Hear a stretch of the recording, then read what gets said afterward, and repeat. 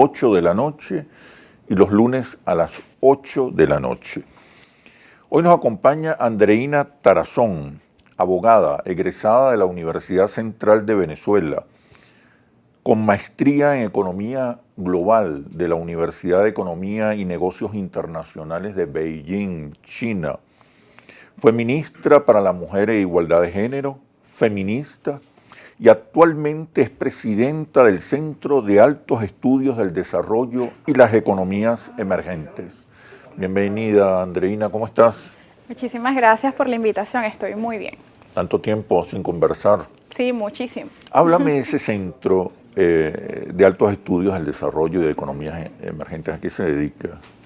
¿Cuáles son sus programas? Sí, el Centro de Altos Estudios para el Desarrollo de las Economías Emergentes busca fomentar, construir, consolidar tanques pensantes en Venezuela, no solamente sobre la realidad económica venezolana, sino justamente mirar un poco de cerca las experiencias históricas de las denominadas economías emergentes, que como todos sabemos y todas, pues van rumbo a desplazar a las economías desarrolladas que hoy conocemos, que han gobernado el mundo los últimos años, al menos el último siglo. Las economías asiáticas, básicamente. Sí, ¿no? Y los países que están dentro del bloque BRICS, donde vemos que pues hay una disputa importante por no solamente digamos el control de la economía global, sino que todo ello también tiene una implicación importante en la geopolítica hacia el futuro. Entonces, un poco desde el centro nos dedicamos a estudiar las rutas de desarrollo de estas economías, que muchas vienen de ser economías dependientes, de economías subdesarrolladas, y consideramos que es importante en la época que vive hoy Venezuela,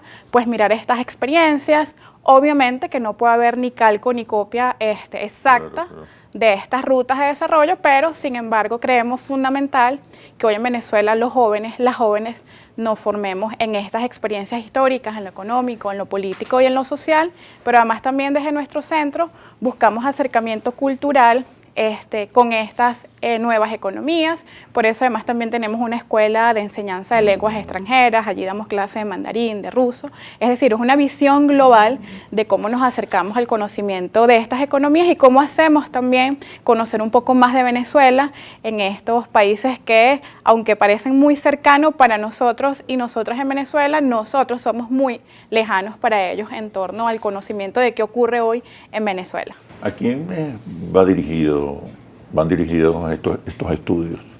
Sí, estos estudios van dirigidos, en el caso venezolano, a estudiantes, a jóvenes economistas, a jóvenes políticos y políticas. Sí, desarrollamos un conjunto de dinámicas que hemos llamado socialización del conocimiento a través de foros, seminarios, para conocer de cerca estas experiencias y nos hemos podido vincular con centros de pensamiento de estos países, con centros de estudios, un poco para conocer cómo han hecho, no solamente para desarrollar sus economías, para combatir la pobreza. Por ejemplo, recuerdo hace un par de meses atrás desarrollamos una interesante conferencia con el vicepresidente, el vicedirector del Centro de Combate a la Pobreza en China, para conocer un poco cómo lo han hecho y pues forma parte de nuestro conjunto de actividades que van desde este tipo de foros, seminarios, cursos también para conocer un poco estos países, su economía, su sistema político, pero también realizamos cursos de investigación porque creemos que hoy también hace falta incentivar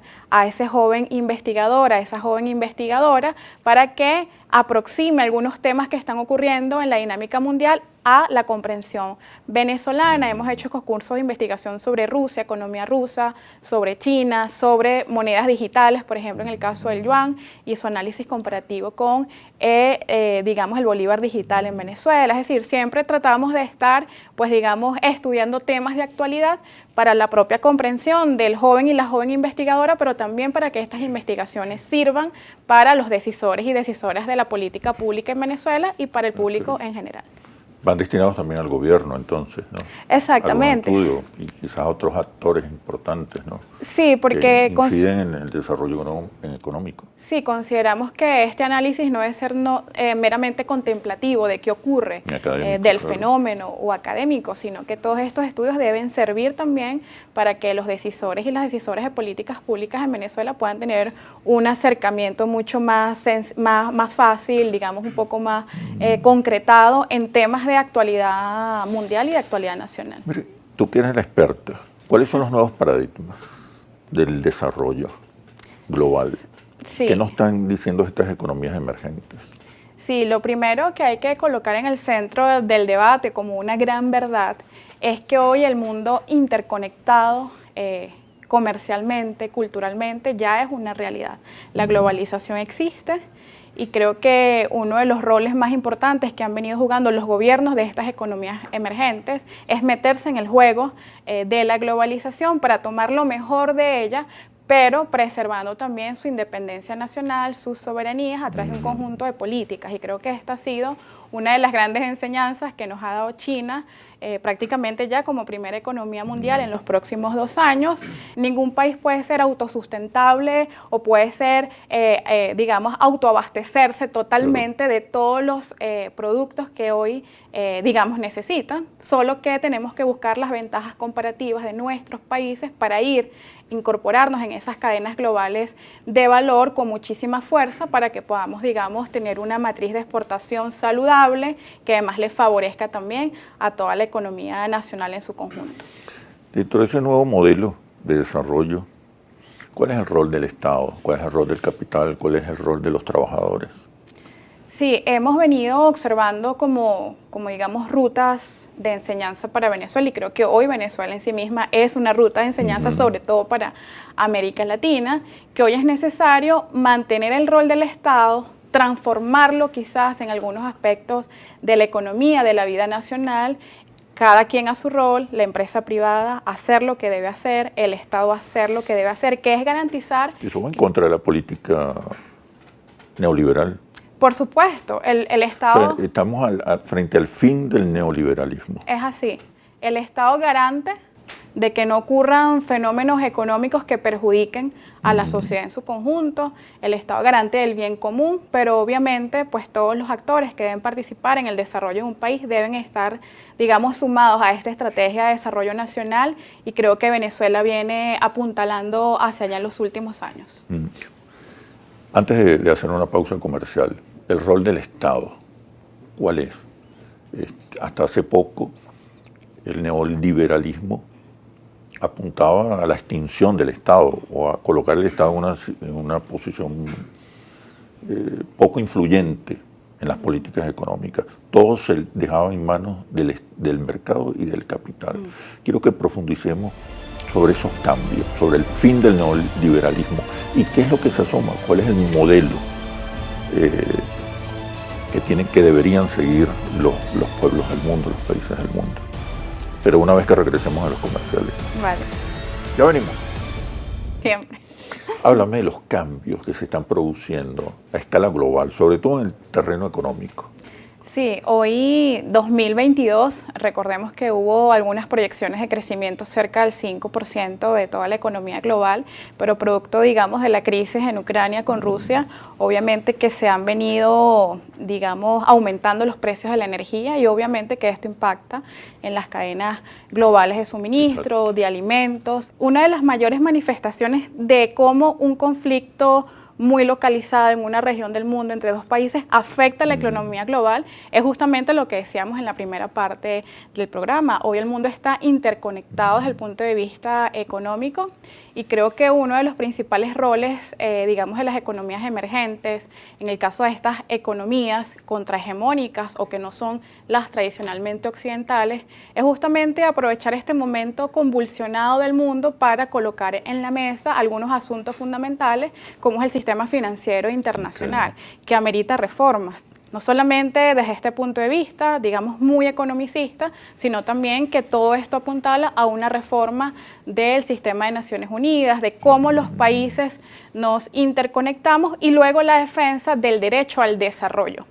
Porque una de las principales trabas que se le ha colocado a los países más desfavorecidos, digamos a los países periféricos en donde nos encontramos no solamente los países latinoamericanos, sino los africanos, es unas grandes limitaciones para que nuestro desarrollo pueda ser posible. Son limitaciones desde el punto de vista financiero, son limitaciones tecnológicas, pero también hay que decir que hay limitaciones políticas, es decir, hay un conjunto de movimientos, de incidencias desde los grandes centros de poder hacia los países subdesarrollados o los países que están en vías de desarrollo para que no logren soberanías políticas, porque sin soberanía política no hay soberanía económica, no hay política económica capaz de romper con amarres a los grandes centros de poder. Luego nos preguntamos cómo la primera economía del mundo, Estados Unidos, pudo sostener durante casi todo un ciclo un, digamos, ritmo de crecimiento espectacular. Y es que justamente una economía como esta, que empieza a producir bienes y servicios con una alta calidad, muy competitivos, subsidiados muchos por partes del Estado, necesitan un mercado. ¿Quién es el mercado? El mercado global fundamental de estas economías son justamente las economías dependientes como las latinoamericanas. Y cuando observemos esa realidad económica, vemos que detrás hay una apuesta política por la división de estas regiones del mundo que siguen luchando por su desarrollo. Todos y todas debemos desarrollarnos y creo que este siglo, digamos, debe ser el siglo para que nuestros pueblos del mundo no solamente tengan acceso a, digamos, a los derechos fundamentales, sino también para que despeguen todas esas economías que hasta ahora han sido economías dependientes o exportadoras solamente de materia prima. Ese conflicto entre Rusia y Occidente tiene que ver con el conflicto de fondo entre un mundo unipolar que se debilita, que se extingue, y la emergencia de un mundo pluripolar. ¿Esa lectura es correcta?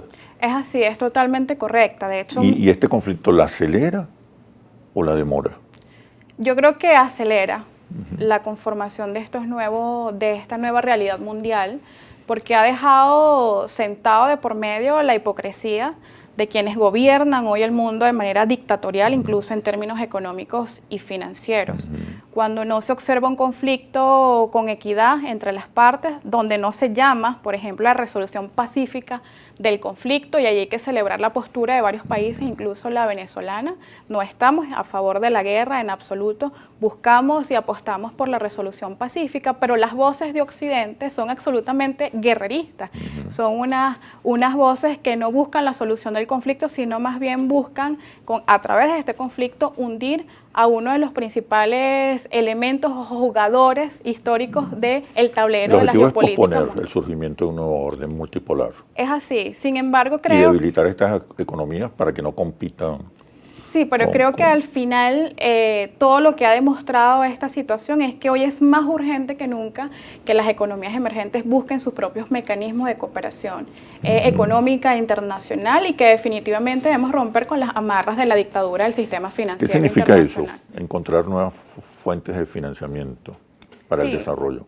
Significa, por ejemplo, romper con el patrón dólar como el medio fundamental para las transacciones. ¿Eso es posible a corto plazo? Las transacciones económicas comerciales. Se está viendo. Y ahí podemos ver el rol de China como esa gran economía, ese gran gigante asiático que tiene una gran capacidad no solamente de inversión en el mundo, sino una gran incidencia en la generación de estos nuevos mecanismos, a pesar de que ahora fundamentalmente ha sido tratados bilaterales para poder encontrar nuevas fórmulas de comerciar con otros patrones. Creo que el mundo avanza hacia nuevos mecanismos multilaterales en los cuales no solamente sean dos países que puedan establecer un tipo de pago diferente al dólar para comerciar entre ellos, sino que hoy creo que hay unas enormes posibilidades, hay una demanda, hay un grito global que le apuesta a que definitivamente tenemos que romper con estas amarras, porque el caso de Rusia lo que demuestra es que hay un alto sesgo ideológico y político de quienes hoy se venden como gobernantes del mundo o jueces del mundo, y necesitamos ir hacia un nuevo mecanismo de gobernanza global libre de estas subjetividades políticas, en donde, por ejemplo, ha entrado a Venezuela. A Venezuela se le han aplicado más de 500 medidas coercitivas unilaterales, se han, digamos, congelado nuestros recursos, se nos han robado nuestros recursos a los venezolanos y las venezolanas por un solo elemento, que es el elemento ideológico y político de inadversión del gobierno de los Estados Unidos y de negación de aceptación del modelo político venezolano. Creo que hoy en pleno siglo XXI hay que estar en contra de que a un país se le obligue, se le arrodille desde el punto de vista económico y a su población por cuestiones ideológicas y políticas. Creo que hacia allá se debe dirigir el mundo, hacia un nuevo modelo libre de estas percepciones ideológicas, subjetivas, y más bien un mundo que busque el desarrollo compartido, el desarrollo común, en el cual podamos nosotros muy prontamente, digamos, en el mundo garantizar para todos y para todos una mejor vida, recordando que hoy en el mundo tenemos casi 2.000 millones de personas en la línea de la pobreza y de la pobreza extrema. ¿Eso es posible dentro del capitalismo? No, ¿O hace falta renovar también? Sí, hace falta renovar. El capitalismo. Hace falta avanzar hacia nuevos modelos de producción, recordando que el modo de producción capitalista, la manera como opera, digamos, busca fundamentalmente aumentar el capital de los dueños del capital, y eso se hace, bueno, sobre la base de la explotación de millones de trabajadores. Entonces, hemos nosotros y nosotras identificado que con el capitalismo no es posible alcanzar, digamos, esos niveles de igualdad y equidad que necesita el mundo. ¿Y cómo hacen estas economías emergentes? Porque siguen siendo economías capitalistas, sí, forman parte del orden del capital. ¿Cómo han hecho para desarrollarse, para surgir emergentes? Fue ministro de la Mujer e Igualdad de Género. Te preguntaba sobre el nuevo modelo que surge. Sigue siendo un modelo capitalista. Sí, la humanidad en este momento... ¿Qué está ocurriendo con el capitalismo? Sí, la humanidad en este momento se encuentra, digamos, sumergida en un modo de producción fundamentalmente capitalista. Sin embargo, creo que en el medio de este desarrollo del capitalismo, digamos, con todas sus desigualdades sociales, también la humanidad ha experimentado cómo la nueva manera de producir también incorpora la tecnología, se ha venido incorporando esto de la interconexión global. Es decir, hay algunos elementos que algunos países han identificado. Bueno, podemos sobrevivir con el modo de producción en una etapa de transición, que esto es muy importante, además que en Venezuela creo que hoy lo hemos comprendido, en donde la producción de la riqueza ha sido lo fundamental para los países, para ir al mundo a tomar lo que necesite para garantizar las condiciones de vida de su población. Ahora bien, no solamente se trata de producir riqueza, también en muchos países se ha incorporado el debate de cómo hacemos para que esa riqueza esté mejor distribuida. Y algunos países han tomado la ruta, por ejemplo, de las políticas fiscales progresivas, que es una manera como tú pechas de este capital recursos para distribuirlos entre tu sociedad a través de políticas, bueno, sociales, de acceso a la educación, de acceso a la salud. Algunos otros países han colocado el acento no solamente en la distribución, sino también en el propio modo de producción, para que también sea más equitativo la labor que realiza el trabajador y el dueño del capital en este caso, que y el Estado, ¿no? Y el Estado, que pueden ser empresas públicas y privadas. Esta segunda discusión se ha venido dando sobre todo en estas economías progresistas, en estas economías que quizás en el siglo XX se denominaron economías socialistas y luego, bueno, dieron algunas reformas económicas que empezaron a dinamizar el rol del Estado, el sector privado y la sociedad para construir hoy economías mixtas, que creo que hoy es la ruta, digamos, más seguidas por las economías emergentes y las economías en desarrollo, donde hay un rol del Estado que garantiza el bien común, pero donde también se le apuesta a la generación de riqueza de acuerdo a, digamos, los actores nacionales que en esos países cuentan con la experiencia para llevar adelante procesos productivos, pero también donde se incorporan elementos asociados a la transferencia tecnológica o a la producción de propia tecnología, y donde se viene entonces desarrollando políticas de acercamiento con otros países en foros económicos para que esta relación o esta balanza comercial con el mundo sea mucho más equitativa. Detrás de estos modelos económicos hay un modelo político.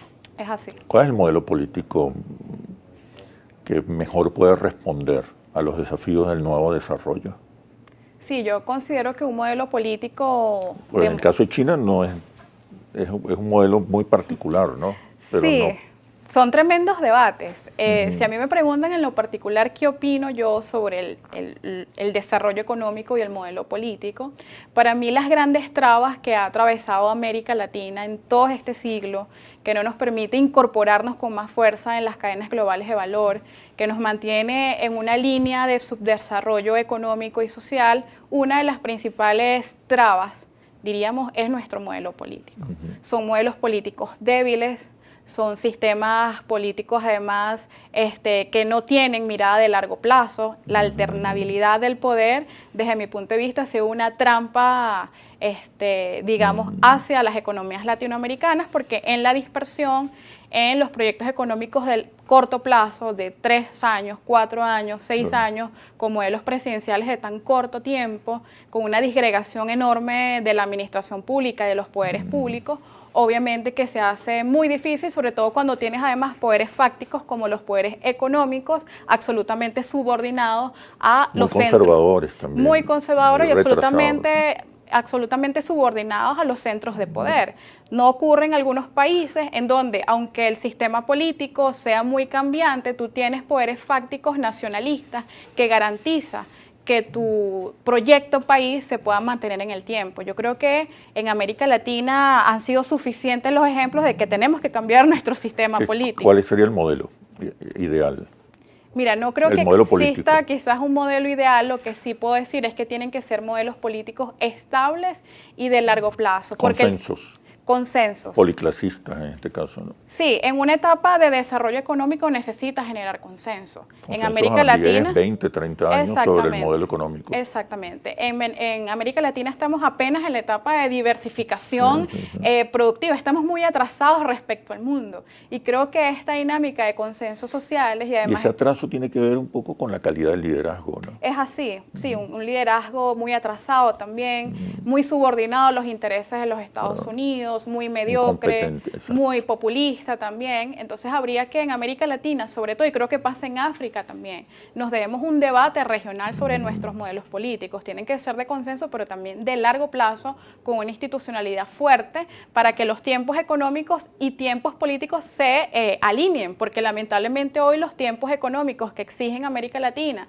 para el desarrollo de planes, digamos, nacionales y regionales, sobrepasan los 30 años. Y resulta que tenemos sistemas políticos muy débiles, como ya lo dije, con un cortoplacismo que no permite la continuidad en el tiempo. Y además que creo, insisto, desde el principio, que esto ha sido perfectamente orquestado por los centros de poder, golpes de Estado en América Latina, intromisión permanente en nuestros asuntos políticos. Lo que buscan es que América Latina esté mucho más atrasada en términos económicos para seguir siendo un mercado comprador de mercancías de estos grandes centros de poder, y esto afecta, por supuesto, la integración regional. Y creo que hay que resaltar el rol del presidente Chávez y de otros presidentes de América Latina que se pararon frente a esta situación a darle una mirada regional a los problemas latinoamericanos, y que creo que hoy todavía sigue en deuda este asunto, que insisto, en esta nueva época no puede ser un asunto solo de la izquierda. Hoy todas las corrientes políticas latinoamericanas deberían asumir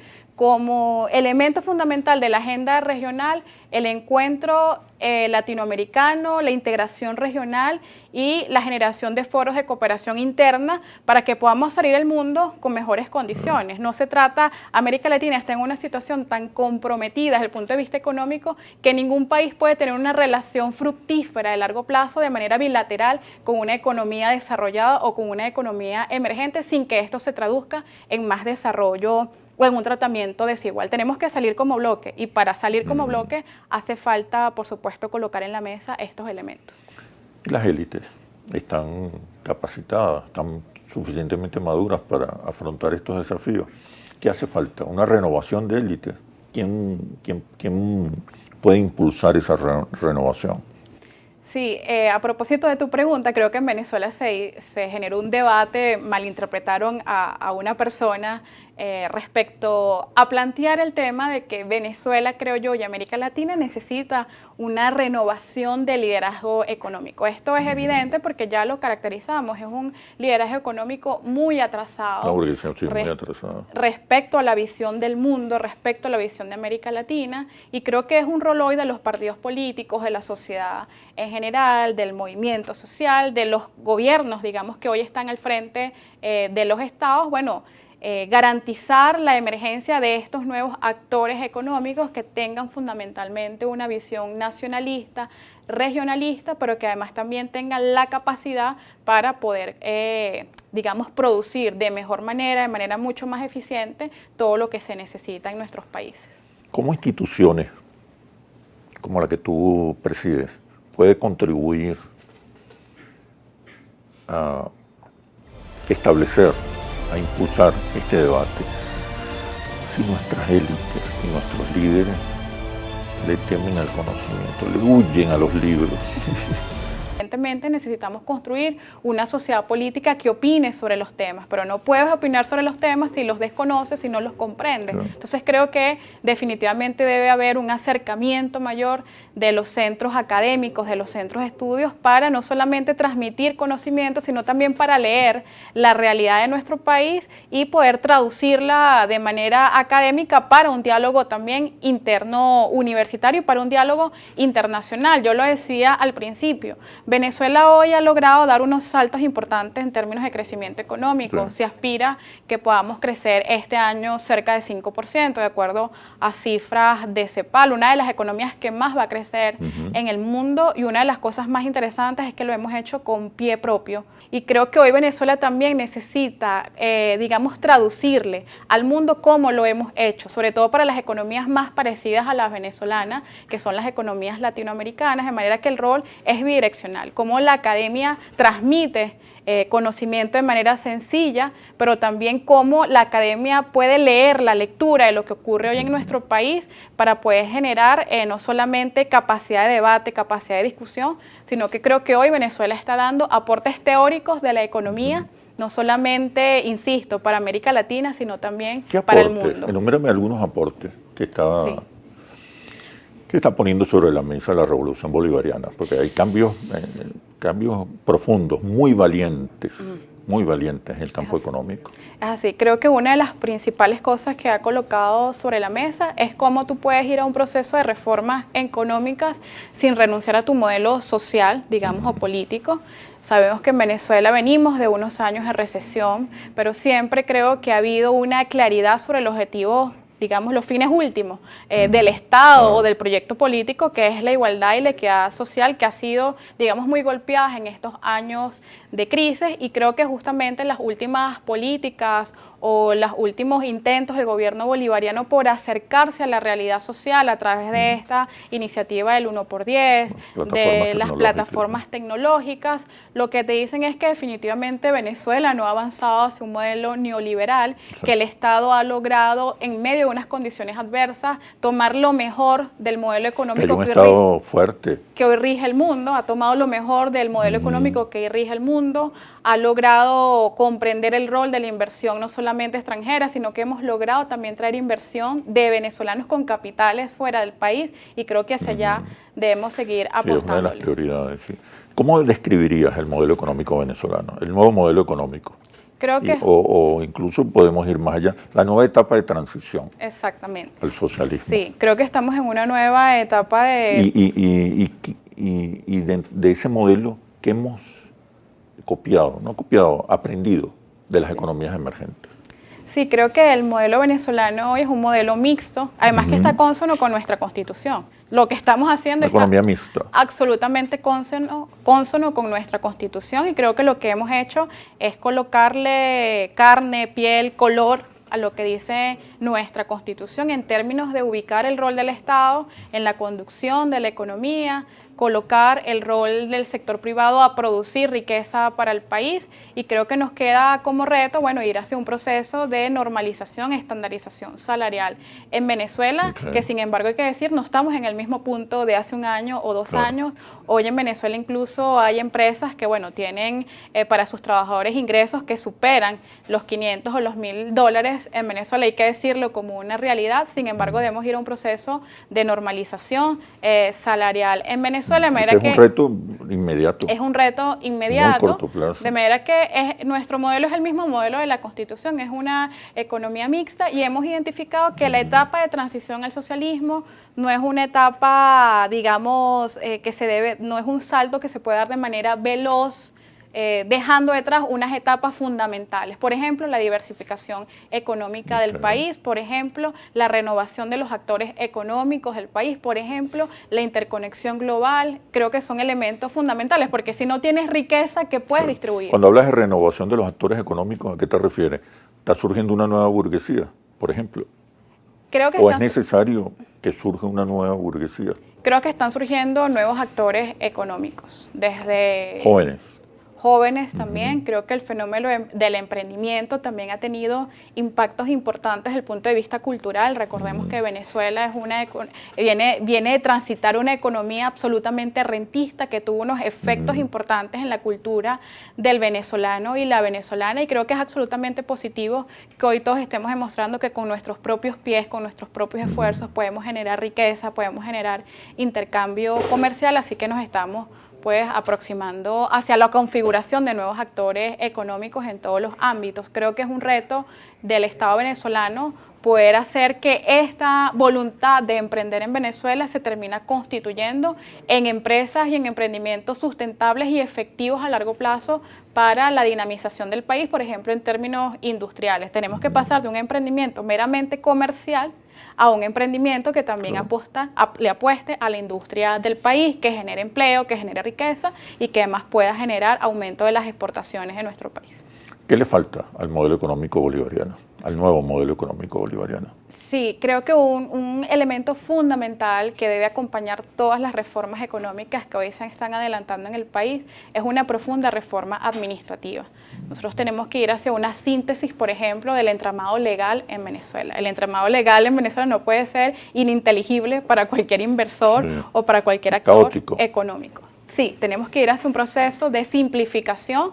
Se dice mucho de simplificación de trámites, pero yo diría que más allá de simplificación de trámites, una simplificación de la administración pública y una simplificación del entramado legal. Yo creo fundamentalmente avanzar hacia un proceso de codificación de los temas económicos en el país, porque además está como elemento que podemos mirar en la realidad, sobre todo en la política de precios, pudiésemos decir que el gobierno venezolano, el Estado venezolano ha pasado quizás de una política punitiva sobre los fenómenos económicos que están penados por nuestra Constitución, como la especulación, como el acaparamiento. Debemos ir hacia un proceso de incentivo o de desestímulo económico, porque finalmente los actores económicos, la mejor manera de que se alineen a la política de un Estado, de un país, es a través de políticas que le permitan ganar o perder en términos económicos. El bolsillo.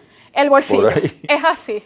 Por ahí llegamos más rápido a la conciencia de los comerciantes. Claro, porque de nada te sirve, digamos, un actor económico delincuente con una pena privativa de libertad si igual el delito en términos económicos ya se cometió. Claro. Es mejor generar una política de incentivos a ciertas actividades y de desestímulo en otros que pechen fundamentalmente el bolsillo de los empresarios de las ganancias. Y así se ha hecho históricamente. Y otras cosas. El mercado de valores. Es así, es fundamental porque muchas de ellas prestan servicios a la población. Si nosotros queremos levantar nuestra infraestructura de servicios en el país, lo debemos hacer con una profunda reforma de las empresas del Estado, y la mejor manera sería además apostándole también a que esa circulación, digamos, de capital que hay hoy en el país también vaya a fortalecer las empresas del Estado, porque al final del día vamos a tener mejores servicios para todos y todas. ¿No crees que también puede hacerle falta al gobierno bolivariano un discurso económico que permita la construcción de consensos alrededor del modelo y de su mantenimiento a largo plazo? ¿Qué crees? Sí. ¿Es posible construir los consensos? Sí, creo. Es una tarea urgente. Sí, creo que apostándole a la construcción justamente de una economía sana, una economía en donde todos y todas estemos pujando hacia su recuperación, obviamente que considero que no solamente se trata de un discurso asociado a la convocatoria de todos y todas, que creo que existe, solamente que considero que debe haber una homogeneidad colectiva dentro de los actores institucionales. Porque hoy quien dirige el Estado venezolano, el presidente de la República, creo que ha sido quien más le ha apostado a este diálogo con todos los actores políticos y económicos, pero no pareciera estar acompañado muchas veces de la fuerza, digamos, institucional completa o de todos los actores sociales. Creo que hace falta un trabajo de mayor armonización, homogenización o comprensión incluso, porque puede ser que a veces no se comprenda, o de comprensión en qué ruta vamos, hacia qué camino hemos escogido transitar. ¿Cuál es el modelo? ¿Cuál es el modelo? Para que evidentemente haya una sintonía no solamente política, sino también haya una sintonía institucional y una sintonía social. Sin embargo, Creo que el debate ha estado abierto como nunca antes en términos económicos en los últimos 4 años y hoy hay que decir que Venezuela definitivamente le sigue apostando al modelo de nuestra Constitución. Creo que no se ha renunciado al modelo político del socialismo, digamos en tanto y en cuanto... El legado está allí. Exacto. En el nuevo modelo económico. Creo que sí, y eso lo defiendo muchísimo porque hay muchos economía debates. Mixta, la incorporación Sí. del capital, el rol del Estado. Así es. Eso Hay muchos, digamos, debates, ¿no? Y gente que acusa las medidas del gobierno nacional como del neoliberales, como que se ha dejado atrás el legado del presidente Chávez. Yo creo que muy por el contrario. Hacer hoy que la economía crezca, que actores económicos que hace tiempo atrás no se sumaban a la idea de país, hoy estén sumados a esa construcción colectiva para convertir a Venezuela en una gran potencia diversificada en términos económicos, es un gran logro y es un gran logro de nuestro modelo político y siempre lo hemos buscado. Obviamente que hemos tenido que transitar, digamos, hacia nuevas vías, pero lo más importante es que no hemos cambiado o no se ha cambiado el objetivo estratégico, que hemos tenido que tomar diversas rutas. Claro. Ha sido necesario y creo que es lo más inteligente, porque para mí lo más contrarrevolucionario es un dogma preestablecido, inútil, que no te funciona para cumplir tus fines últimos. Si ese dogma no te funciona para que la gente viva mejor, para sacar a la gente de la pobreza, pues definitivamente es un dogma que no sirve. Y creo que el Estado y el gobierno venezolano lo ha comprendido totalmente. Estamos en una etapa de transición, va a ser una etapa larga, pero nos hemos apostado o se ha apostado en este momento a la generación de riqueza, a la incorporación de actores económicos, sin dejar de mirar que a largo plazo vamos a ir transformando a la medida que vayamos avanzando, bueno, modos de producción, maneras y mejores maneras de distribuir la riqueza, pero creo que está clara la rectoría del Estado venezolano sobre todos estos aspectos y estos asuntos. ¿Cómo evalúas el desempeño del gobierno nacional para insertarse en estos bloques emergentes? ¿Qué ha sido positivo? ¿Qué le falta? ¿Hasta dónde hemos llegado? Sí. Creo que la principal apuesta hasta ahora... Porque en medio de un contexto de sanciones, bloqueos, es prioritario y urgente vincularse a otras economías, sobre todo economías emergentes, ¿no? Es así. Creo que nuestra principal apuesta ha sido política. Es ubicar a estos otros polos de poder en la disputa por la transformación de las relaciones internacionales, por la transformación de las reglas de juego de la geopolítica internacional.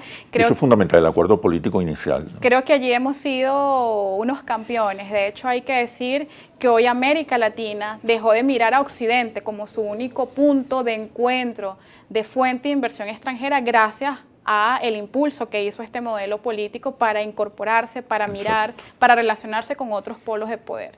Sin embargo, creo que sigue siendo un reto la interconexión económica con estos otros polos de poder, conocer cómo sus economías se desarrollan en el mundo desde el punto de vista interno, cuál es la cultura comercial de estos países para que nosotros avancemos hacia una sólida política económica con las economías emergentes. Creo que ya hoy ha venido ocurriendo con países como Rusia o como China. Sin embargo, creo que el trecho de trabajo sigue siendo enormemente largo. ¿Qué se puede hacer para integrar? ¿En qué áreas podríamos acelerar la integración? Mira, con estas economías emergentes? Sí, una de las principales áreas de integración que hemos conocido en los últimos años y sigue siendo un gran reto es cómo la inversión extranjera de esos países puede llegar a América Latina para avanzar, por ejemplo, en nuestra interconexión regional. Hay que decir, el atraso, ya hablamos, América Latina tiene un conjunto de causas del atraso desde el punto de vista económico, pero hay que decir que hoy América Latina no está interconectada comercialmente y eso amerita el desarrollo de grandes proyectos de infraestructura en donde creo que estas economías emergentes pueden seguir apoyando muchísimo a América Latina para sentar las bases, digamos, materiales, las bases de infraestructura para que América Latina se relacione con otros bloques económicos con mejores garantías. Hoy Venezuela y América Latina se le dificulta, por ejemplo, el incremento en las cadenas globales de valor, su incremento en el comercio con otros países porque no tenemos infraestructura suficiente para interconectarnos con otras partes del mundo y creo que entonces la inversión extranjera va a ser uno de los elementos fundamentales, una inversión extranjera que llegue en situación diferente a como llega la inversión extranjera occidental y en donde puedan haber acuerdos políticos que tengan como fundamento la cooperación, que puedan tener como fundamento el derecho al desarrollo y que puedan tener como elemento común la necesidad de construir nuevas reglas en la economía global. Estados Unidos no seguirá siendo un obstáculo, un muro complejo, poderoso para impedir que las economías de América Latina miren a otros mercados y a otros inversionistas. Va a seguir siendo una piedra en el zapato, porque nuestro desarrollo implica su hundimiento como economía, como primera economía del mundo. Entonces esta pugna va a seguir existiendo durante muchísimo tiempo. Sin embargo, allí la apuesta de un liderazgo coherente, la integración, de un liderazgo claro, de un liderazgo inteligente regional, va a poder hacer que más temprano que tarde nos podamos librar de las amarras del subdesarrollo. Bueno, Andreina, muchísimas gracias por este análisis, realmente muy inteligente, tus aportes. Gracias. Gracias a ti. Espero verte más a menudo por aquí, claro para que sí. hagamos seguimiento de estos temas. Claro que sí, gracias a ti. Nos vemos en un próximo análisis situacional. Recuerde, no basta con estar informado, hace falta análisis situacional por Globovisión, periodismo libre.